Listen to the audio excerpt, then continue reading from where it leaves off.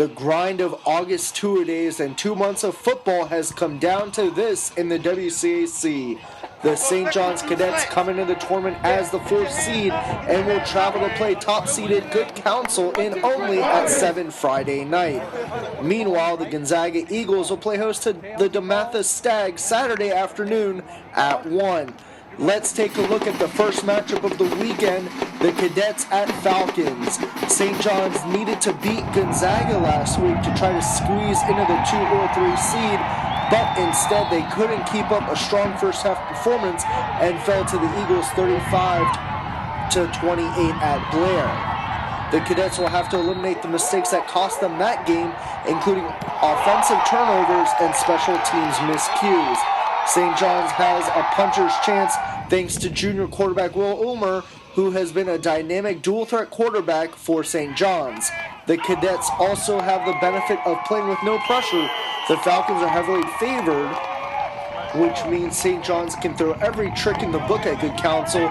Trick plays, onside kicks, using 4 downs. They can do it all. They have nothing to lose, and they can look to shock the world.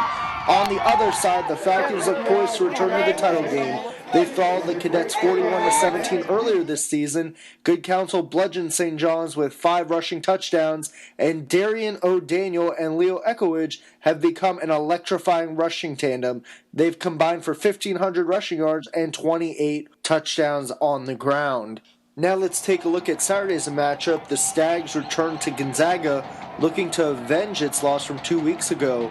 DeMatha has lost just 2 games this season, and both came to the tournament's top 2 seeds. The Stags had success rushing the ball against Gonzaga early in that game as they built a quick 10-0 lead in the first quarter, but the team seemed to get away from the run and fell behind the Eagles.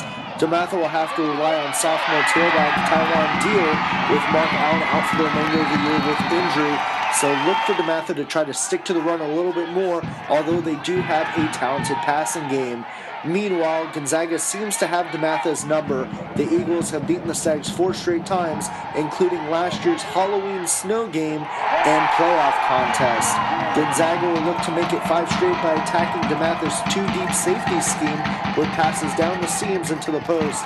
In the Eagles' win earlier this season, they had success with both of those as they used those passes to open up the run. Senior wideout Devin Butler had 2 touchdown catches on those type of routes.